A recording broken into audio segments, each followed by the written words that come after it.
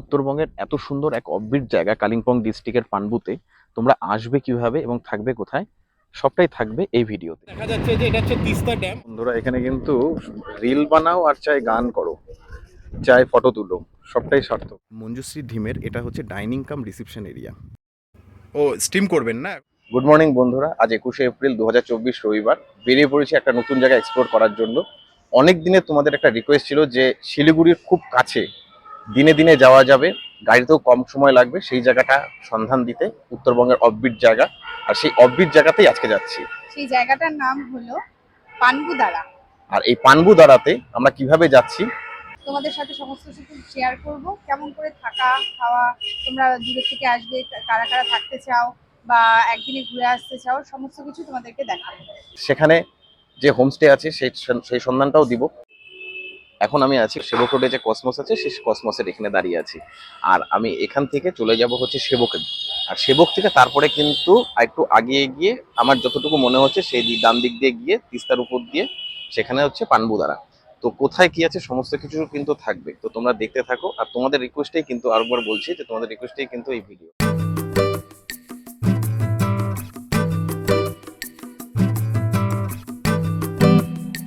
আমার বাঁ হাতে বেঙ্গল সাফারি পড়েছে, আমরা বেঙ্গল সাফারি পার করে এখন চলে যাচ্ছি। বেঙ্গল সাফারির থেকে সেবকের দূরত্ব হচ্ছে 13 কিলোমিটার। আমরা এখন যাচ্ছি এনএস ট্রেনের উপর দিয়ে।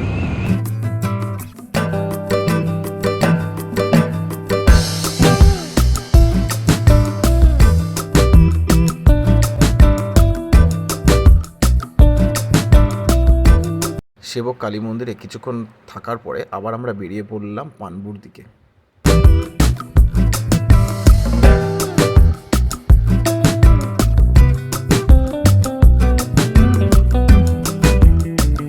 ব্রিজটা দেখতে পাচ্ছ, এটা হচ্ছে করোনেশন ব্রিজ। আমরা চলে এলাম সোজা, এই রাস্তাটা চলে গেল গ্যাংটকের দিকে। পুরো এটা দেখা যাচ্ছে যে এটা হচ্ছে তিস্তা ড্যাম। আর আমরা এই তিস্তা ড্যামের উপর দিয়েই হয়তো যাব, কারণ কি আমিও প্রথম আছি এই পানবুতে। আমি আগে কখনো যাইনি, তো দেখি ওখানে শুনবো, শোনার পরে আমি যাব আর তোমাদেরকেও দেখাচ্ছি।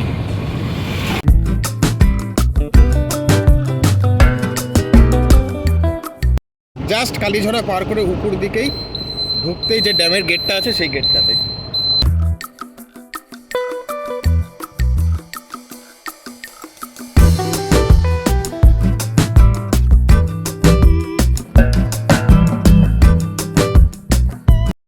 জাস্ট আমরা ড্যামটা পার করে চলে আসলাম। নিচের দিকে না গিয়ে আমরা যাব হচ্ছে বাঁ দিকে, যে উপরের রাস্তাটা গেছে সেই উপরের দিকে।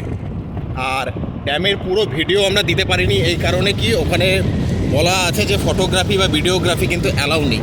সেই কারণে কিন্তু ড্যামের উপরকারের যে ভিডিওটা সেটা আমরা দিতে পারিনি। তো তারপর থেকে ভিডিওটা শুরু করলাম। আর আমরা ঠিক এসছি ওই যে অপোজিটে দেখা যাচ্ছে, সেই অপোজিটের ওই রাস্তাটা দিয়ে। এই দেখো সামনেই দেখা যাচ্ছে ডাইরেকশন পানবু ভিলেজ, ঠিক হাতের বাঁদিকে। এই বাঁদিকে এই সোজা চলে যাচ্ছে হচ্ছে পানবু ভিলেজের দিকে রাস্তা। রাস্তাটা ভীষণ আপ, আমরা এসেছি স্কুটি নিয়ে, চালাতে ভীষণ অসুবিধা হচ্ছে।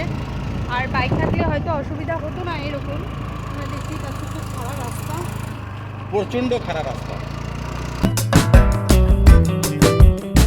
উপরে এক জায়গায় দাঁড়িয়ে গেলাম, কারণ কি আমি তো স্কুটি নিয়ে এসেছি অ্যাক্টিভা। তো আমার মনে হচ্ছে স্কুটিটা একটু গরম হয়ে গেছে, আর যেহেতু অনেকটাই খাড়া রাস্তা, তো সেই কারণে একটু স্কুটিটাকে রেস্ট দিয়ে নিচ্ছি, তারপরে আবার উঠবো। কারণ কি প্রচণ্ড প্রচুরই খাড়া রাস্তা। আর আমার এক বন্ধু আছে তমাল, তোর জন্য একটা কথা বলে রাখছি।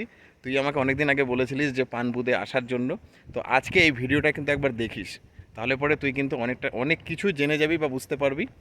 আর আরও কিছু তথ্য তোমাদেরকেও সবাইকে দিয়ে রাখবো, তো তোমরা দেখতে থাকো। এই পাহাড় থেকে দেখা যাচ্ছে দূরে ওই নিচে যে ড্যামটা, ওই ড্যামের ওখান থেকে কিন্তু আমরা আসলাম। ওই যে তোমরা নিচে দেখতে পাচ্ছ ওটা হচ্ছে করোনেশন ব্রিজ। আমরা কতটা উপরে চলে আসছি তাহলে বুঝতেই পারছো তোমরা। 1 কিলোমিটার এখান থেকে দেখাচ্ছে যে 1 কিলোমিটার বাকি আছে পানবু। তো এখন এখানে আবার মনে হচ্ছে একটা চেকপোস্ট আছে, হয়তো দেখা যাক এটা কি।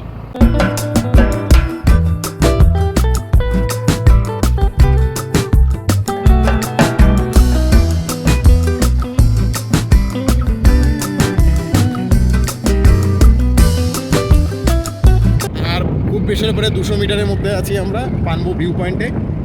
ওই সামনে দেখা যাচ্ছে শিব মূর্তি, এইটাই হচ্ছে পানবু দ্বারা ভিউ পয়েন্ট। পৌঁছে গেলাম আমরা পানবু ভিউ পয়েন্টে, পানবুদারা ভিউ পয়েন্ট। আর আমার এখানে ডিস্টেন্স লেগেছে আর কি শিলিগুড়ির থেকে 40 কিলোমিটার, পাক্কা 40 কিলোমিটার। আজকের ওয়েদারটা ভীষণ সুন্দর আছে, ঠান্ডা ঠান্ডা। চলো ঘুরে দেখা যাক কেমন জায়গাটা। Panbu, welcome to Panbu view point. Opening time 5টা থেকে 7টা অবধি। আমরা যখন এসেছি তখন ভাবছিলাম রাস্তার কেউ নেই, কোনো গাড়ি দেখছি না, কিন্তু এখানে এসে দেখছি অনেকেই আছে। তো ভালো লাগে কোনো জায়গায় গেলে অনেক লোকজন থাকলে।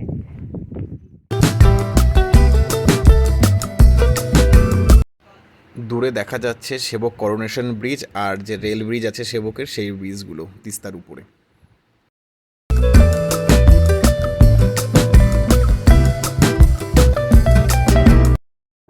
এখানে মারাত্মক হাওয়া, একদম ঠান্ডা শীতল হাওয়া কিছু। আর দ্বিতীয় কথা কি, যে যতই হোক গাড়ি তো উঠছিলই না, আমি তো অ্যাক্টিভা নিয়ে এসেছি তোমাদেরকে বললামই, তো গাড়ি তো উঠছিলই না, তারপরেও আমরা এখানে খুব ঠেলে ধাক্কায় নিয়ে আসলাম। কিন্তু এখন মনে হচ্ছে জায়গাটা খুবই সার্থক। আর এইখানে অনেক দোকানপাট দেখলাম, প্রচুর দোকানপাট স্টল আছে, সেখানে নানা ধরনের টিফিন করা যাবে। আর এরপরে আমি এখান থেকে সোজা চলে যাব হচ্ছে যে হোমস্টে আছে, সেই হোমস্টের সন্ধান নিতে। কেমন লাগলো এখানে এসে পানবুতে? সুন্দর জায়গা, ফার্স্ট টাইম এলাম, ভীষণ ভালো লাগছে। আর আরো ঘুরে দেখা বাকি আছে। এখানেও দেখো একটা ভিউ পয়েন্ট আছে না, মানে অনেকগুলো এরা বানিয়ে রেখেছে। পয়েন্ট আছে, ফ্যামিলি নিয়ে আসলেও টাইমটা ভালো কেটে যাবে।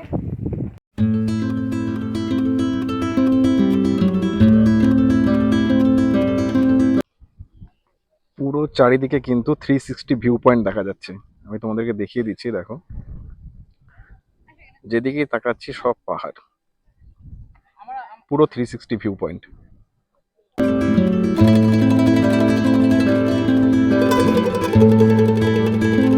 যেসব ফ্রেন্ডরা আছো কলকাতাতে তারা এই জায়গাটায় আসতে পারো, খুব সুন্দর। ওখানে তো প্রচণ্ড গরম, লু পড়ছে, কিন্তু এখানে ওয়েদারটা তোমরা ভালো ফিল করতে পারবে। সুন্দর জায়গা, একটা সুন্দর জায়গায় না আসলে বোঝা যায় না যে প্রকৃতি এত সুন্দর একটা সৌন্দর্য আছে। এই ঘুরতে ঘুরতে এখানে একটা ভিউ পয়েন্টের পাশেই হোমস্টের একটা সন্ধান পেলাম। এই হচ্ছে তার কন্ট্যাক্ট নাম্বার আর হোমস্টে। তো আমি দেখবো, এখানে যাব, দেখবো যে এটা কোথায় আছে, আর তোমাদেরকে তার কিন্তু ডিটেলসটা দিব।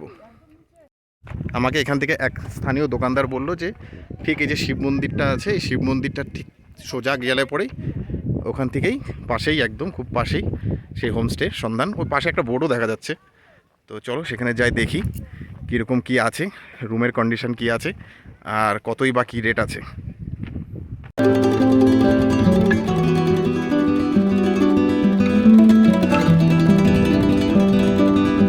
সাথে পরিচয় হয়ে গেল, উনি কলকাতা থেকে আছে। তো দাদা, এই জায়গাটা কেমন লাগলো, পানবু জায়গাটা? খুব ভালো নাকি? আর আপনি 10-এর মধ্যে কত দিতে পারবেন? 9। তার মানে বুঝতেই পারছেন খুব ভালো জায়গা। এই হচ্ছে ভিউ পয়েন্টের থেকে পাশে হোমস্টে যাওয়ার রাস্তা, আর ঠিক এই পাশেই মন্দির, মন্দির থেকে খুবই কাছে, মন্দির থেকে দেখাই যায় হোমস্টের কন্ডিশনটা কীরকম।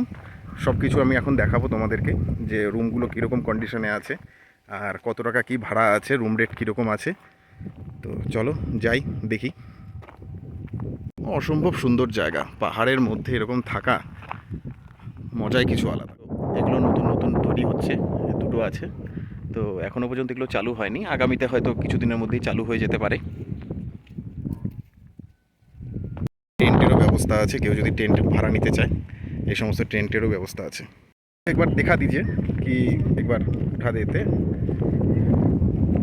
আর তোমাদেরকে বন্ধুরা একটা বলে রাখছি, এটা কিন্তু কোনো রকম প্রমোশন ভিডিও না যে আমি এখানে ওনাদেরকে করলে পরে উনি আমাকে কিছু অ্যামাউন্ট দেবে। এটা জাস্ট তোমাদেরকে ইনফরমেশন দেওয়ার জন্য, যাতে তোমাদের খুব একটা হেল্প হয়ে যায় সেই কারণে। আর একদম কিন্তু ডাইরেক্ট দেখাচ্ছি, কোনো রকম টেডিংয়ের কিছু নেই। ওনার এই রুমটা ফাঁকা আছে, আর এই যে সেই রুমের কন্ডিশন দেখো, খুব সুন্দর, ওয়েল মেনটেন করা। দুটো করে বেড আছে এখানে, ডবল দুটো করে বেড আছে, অর্থাৎ 4 জন করে থাকতে পারবে। আর এই সোজা হয়তো এটা হচ্ছে তোমার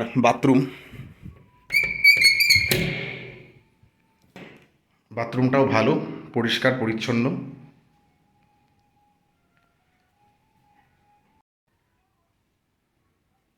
রুমের ঠিক কন্ডিশনটা এরকম আছে, টেবিল আছে। भाड़ा कितना करके रूम रेट? हमारा है 1400 लंच डिनर ब्रेकफास्ट और एक स्नैक्स करके ओ सब दे करके 1400 पर हेड, थोड़ा सा नेगोशिएट हो सकता हाँ है हो सकते हैं। और फ़ोन करके बुकिंग करना पड़ेगा। तो एक बार फ़ोन नंबर बता दीजिए ना आपका, फोन नंबर जो वैलिड फ़ोन नंबर है अभी जो चल रहा है। फोन नंबर ऑनर का है, मेरा अच्छा नहीं है। अच्छा अच्छा, तो অনার কাই বল দিজে। ऑनर का मेरा मालूम नहीं है काट উনি বলছে একটা কার্ড দিয়ে দিবে আমাকে, আর ওই কার্ডের মধ্যে ফোন নাম্বার আছে, হয়তো আমি তোমাদেরকে ফোন নাম্বার এর আগে শো করেছি, ওখানে বোর্ডে লেখা আছে। তো তোমরা কথা বলে নিবে, আর নেগোশিয়েট কিন্তু হয়, তো তোমরা কিন্তু সেটাও কিন্তু। আর टेंट में रहने से कितना पैसा? ও খানা পিনা দিয়ে করকে। আচ্ছা, টেন্টে কিন্তু আবার 1000 টাকা করে আছে, খাওয়া সমস্ত কিছু দিয়ে। তো সেটাও কিন্তু নেগোশিয়েট হতে পারে, তোমরা যদি চেষ্টা করো সেটাও নেগোশিয়েট হবে। তো তোমরা যখন আসবে তোমরা ডাইরেক্ট কথা বলে নেবে, তখন কিন্তু বুকিং করার সময় আমি থাকবো না, সবসময় একই কথা বলবো, তোমরা কিন্তু দেখে শুনে বুকিং করবে। হ্যাঁ, আমি জাস্ট তোমাদেরকে একটা সন্ধান দিয়ে রাখলাম। দিদি কার্ড দিয়ে দিল, এই কার্ডে সমস্ত কিছু লেখা আছে, তোমরা দেখে শুনে বুকিং করতে পারো। এটা হচ্ছে ওনাদের কিচেন রুম, আর ঠিক এই রুমগুলোর পাশেই কিন্তু ওনাদের কিচেন রুম, এখান থেকে খাবার পরিবেশন করা হয়। আর আপাতত এখন 3টে রুম আছে, আরও 2টা রুম অ্যাড হচ্ছে। আর একটা ইনফরমেশন দিয়ে রাখছি তোমাদেরকে বন্ধুরা, এখানে কিন্তু মোবাইল নেটওয়ার্ক কিন্তু দুর্দান্ত, কোনো রকম অসুবিধা হওয়ার কথা না। আমার এখানে কিন্তু আমি যেরকমভাবে ভিডিও কল করছি বাড়িতে, সেটা কিন্তু খুবই সুন্দর স্পষ্ট, তো নেটওয়ার্ক নিয়ে কোনো রকম ইস্যু নেই এখানে। এই দিদির দোকান থেকে এগ চাউমিন নিয়ে নিলাম 60 টাকা প্লেট। আর আমি নিলাম ভেজ মোমো। ভেজ মোমো কত করে? ভেজ মোমো কিতনে का है? 40 40, 40 টাকা করে ভেজ মোমো। সকালবেলা বাড়ি থেকে বেরিয়েছিলাম এই 10:30টার দিকে, আর এখানে পৌঁছে গেছিলাম 12:30টার দিকে, আর এখন বাজছে 1টা। তো সেই কারণে দুপুরের লাঞ্চ বলতে তো এখানে সেরকমভাবে কিছু পাওয়া যায় না মোমো চাউমিন ছাড়া, তো সেই কারণে মোমো অর্ডার করে নিল, আর আমি নিলাম হচ্ছে চাউমিন। এখন দেখি কীরকম কী। চাউমিন মোমোটাই বেশি ভালো লাগে অন্য কিছু থেকে। কি বলছে, পাহাড়ে বলে চাউমিন মোমোই বেশি ভালো লাগে, আর সত্যি কথা কি, পাহাড়ে আসলে পরে চাউমিন মোমোই খেতে সত্যি ভালো লাগে। তো তোমরা যখন আসো বা তোমরা যখন আগেও এসেছো, তোমরা কিন্তু জানো এই ব্যাপারটা, তো আমরাও সেই একই ব্যাপারটা করলাম। আমার চাউমিন হয়ে গেছে, সেই কারণে আমি নিয়ে নিলাম চাউমিন, আর টেস্ট করে দেখি কীরকম। খারাপ না, ভালোই, বেশ ভালো। আমি বলেছিলাম যে ভালো করে বানাতে, না ভালোই হয়েছে। কেমন হয়েছে তোমার মোমো? মোমোটাও টেস্টি আছে, তোমরা ট্রাই করতে পারো, খুব ভালো। পাহাড়ে এরকম মানে পাহাড়ে দাঁড়িয়ে থেকে এরকম মোমো চাউমিন খাওয়ার মজাই কিছু আলাদা। উত্তরবঙ্গের একটা অফবিট প্লেস, আর তোমরা একবার ট্রাই করতে পারো এখানে এসে, দারুণ সুন্দর লাগবে। এক কথায় বলা যায় পয়সা উসুল। বন্ধুরা, এবার তোমাদেরকে আমি পানবুতে কিভাবে আসবে সেটা জানিয়ে রাখি। তোমরা যারা এনজিবি থেকে আসছো, তোমরা শেয়ার গাড়িতে কিন্তু তোমরা আসতে পারবে। শেয়ার গাড়িতে আসতে হলে তোমাদেরকে আসতে হবে শিলিগুড়ি পানি ট্যাঙ্কি যে মোড় আছে, সেখান থেকে গাড়ি আসে, 4 হুইলার আসে, আর আসে তোমার হচ্ছে চেকপোস্ট থেকে 250 টাকা করে ভাড়া পানবু অবধি। আর তোমরা যদি রিজার্ভ করে আসতে চাও এনজিবি থেকে অথবা শিলিগুড়ি জংশন থেকে, তাহলে কিন্তু সেক্ষেত্রে তোমাদের 2500 থেকে 3000 টাকা কিন্তু ভাড়া পড়বে শিলিগুড়ি টু পানবু। এখানে এত হাওয়া আছে কি বলবো বন্ধুরা, তো হাওয়ার জন্য হয়তো তোমরা ভিডিওটাতে একটু বুঝতেই পেরেছো যে ভিডিওটা এবং ফরফর আওয়াজ করছে। ঠিক পানবু ভিউ পয়েন্টের উপরে আরেকটা ভিউ পয়েন্ট আছে, সেখানে চলে আসলাম। প্রচন্ড হাই রাস্তা, আমি তো হেঁটে হেঁটে আসলাম কিছুটা, আর স্কুটিতে ওঠানোই যাচ্ছিল না। সত্যি স্কুটি নিয়ে একটা ভারী সমস্যাই হয়, কারণ কি এ সমস্ত জায়গায় বাইক না নিয়ে আসলে পরে মুশকিল। আর আমার গাড়ি যেহেতু অ্যাক্টিভা 6G, তো যাই হোক যতটা সার্ভিস দিয়েছে ভালোই দিয়েছে। তো এই ভিউ পয়েন্টটাও একবার তোমাদেরকে দেখিয়ে রাখি।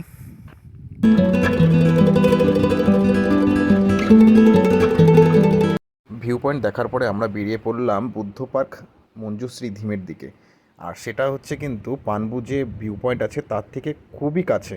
তোমরা যখন আসবে তখন একবার এখানে কিন্তু অবশ্যই এসে দেখে যাবে।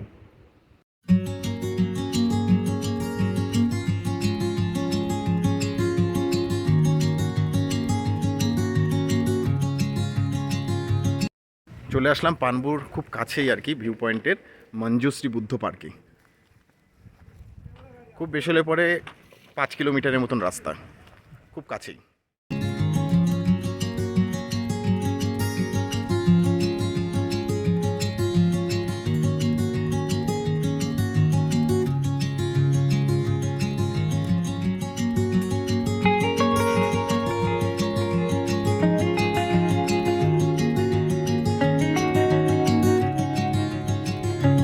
আচ্ছা, পানবু ভিউ পয়েন্ট তো তুমি ঘুরলা, এখন এখানে চলে আসলাম মঞ্জুশ্রী মানে তোমার বুদ্ধ পার্কে। বুদ্ধ পার্ক তো কেমন জায়গাটা? জায়গাটা অসম্ভব সুন্দর, একদম অনেস্ট রিভিউ দিবা। পাহাড়, হ্যাঁ অবশ্যই।